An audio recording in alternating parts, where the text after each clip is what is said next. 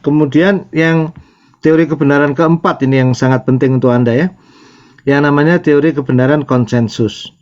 Jadi menurut teori kebenaran konsensus ini untuk apa? Banyak kebutuhan yang sangat praktis di lapangan tuh kadang-kadang kita itu terlalu berat kalau semua harus diurut dari sangat dasar. Logika dasarnya, pembuktian dasar dan lain-lain. Kadang-kadang kita perlu pegangan yang sudah cukup aman lah ya.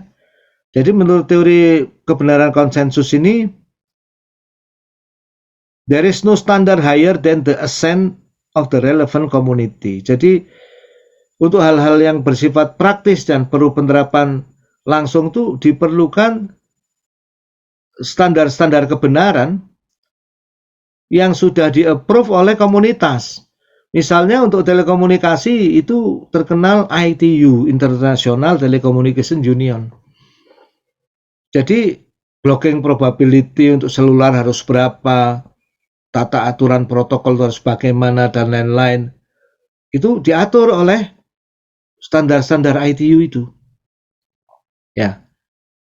Jadi konsensus para ahli di bidang yang bersangkutan ini menjadi pegangan.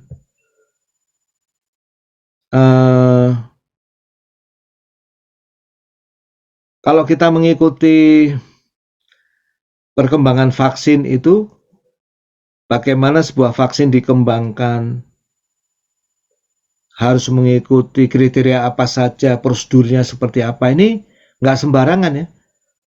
Ini ada standar yang disepakati oleh masyarakat dunia kesehatan. Tahapan-tahapannya seperti ini. Nah, jadi dalam engineering in practice, medicine in practice, dan banyak kehidupan secara praktis itu, yang sangat banyak digunakan ini adalah kebenaran konsensus. Ya, hukum itu pada dasarnya kebenaran konsensus.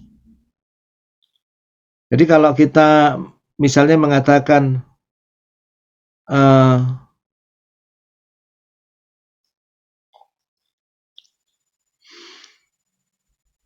tentang apapun ya, di Indonesia yang berdampak hukum, kembali ke undang-undang, sebetulnya undang-undang itu konsensus. Apakah itu undang-undang dasar dan lain-lain melewati sebuah mekanisme. Nah, nanti yang akan cukup menggoncangkan dasar dari filosofi of science itu pernyataan yang di paling bawah ini, yang terakhir ini. Ini slide saya kelihatan nggak sih? Kelihatan ya? Kelihatan, Pak. Kelihatan ya? Yang di bawah ini ya. Paradigma science itu pada dasarnya semacam konsensus. Nah ini nanti akan diperkuat pada saat kita belajar filosofi Kuhn ya.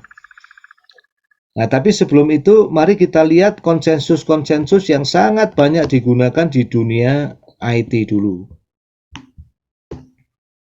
Jadi bapak-bapak, ibu-ibu, kalau menerapkan IT di Indonesia ya, kebetulan saya praktisi langsung di lapangan. Misalnya data center design. Ini ada dua standar yang biasanya dirujuk. Uptime Institute dan TIA 942. Jadi kalau kita mau masuk ke dunia data center design ini tanpa memahami kebenaran konsensus berupa standar-standar ini, gak mungkin. Di setiap tender, ya, setiap kajian ini orang-orang nggak ingin membuat standar sendiri, nggak ingin beda sendiri ya. Mereka ingin sama dengan yang lain. Jadi digunakanlah Uptime Institute dan TIA 942. Kalau untuk information security yang paling banyak digunakan ISO 27001. Serial ISO ya. Tapi kalau untuk informasi-informasi rahasia ya, yang ada di sistem pembayaran, yang banyak digunakan tuh PCI DSS atau PA DSS. Jadi ini biasanya berupa sebuah standar, ada lembaga yang mengeluarkan, terus nanti ada lembaga yang mensertifikasi. Nah, Untuk tata kelola IT itu yang paling banyak digunakan di Indonesia ini serial COVID.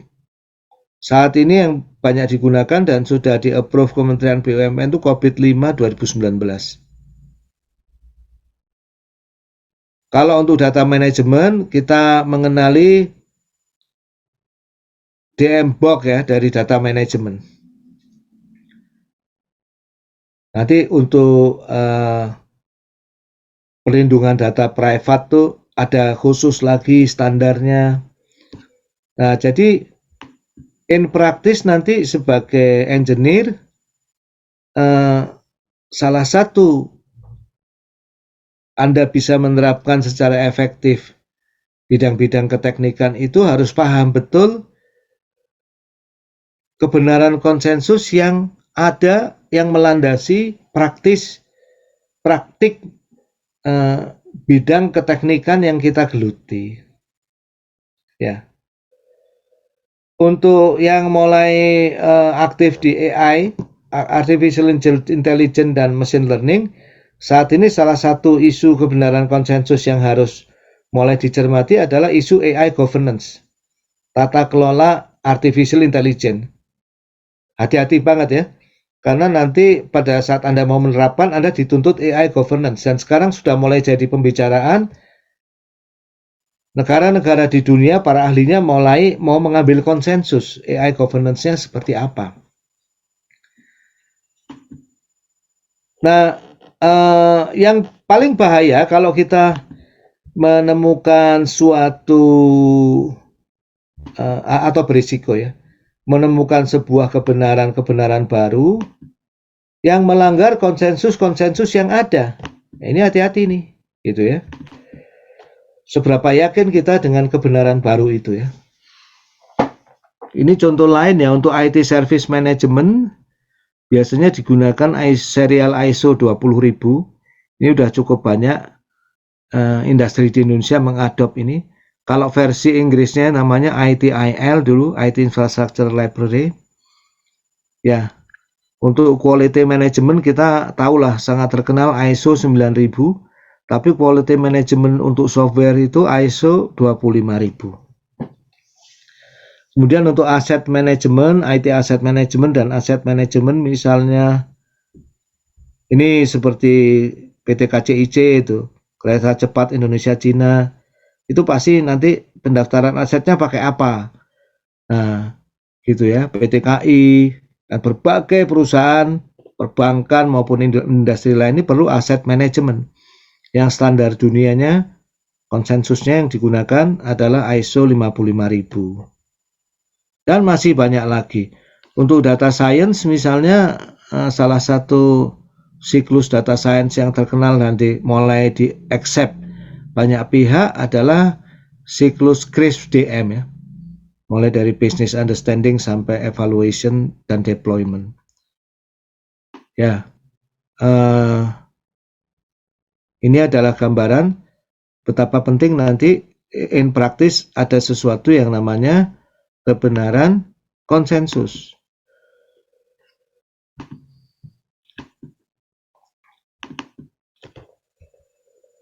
Jadi tolong kita walaupun misalnya menekuni satu bidang yang sangat, biasanya kan kalau untuk disertasi itu menajam sempit ya. Tapi kalau misalnya bapak-bapak, ibu-ibu misalnya menekuni computer vision untuk face recognition yang mau diterapkan untuk digital onboarding, baik itu untuk bank digital ataupun e-commerce, itu sungguh sebuah topik menarik. Nah, tapi kalau misalnya menekuni bidang itu, ya tentu nanti misalnya mau pakai machine learning dan lain-lain, cuma seluruh standar konsensus di bidang pengenalan wajah untuk identifikasi itu, baik undang-undang maupun peraturan pemerintah maupun standar-standar teknisnya di Indonesia maupun global, ini mesti dipelajari juga Bapak dan Ibu-Ibu ya. Nah, ini message saya itu, bahwa kita itu riset di era sekarang tuh hampir nggak pernah di ruang hampa, tapi kita punya lingkungan. Nah, lingkungan riset yang paling penting untuk dipelajari itu adalah lingkungan kebenaran konsensusnya.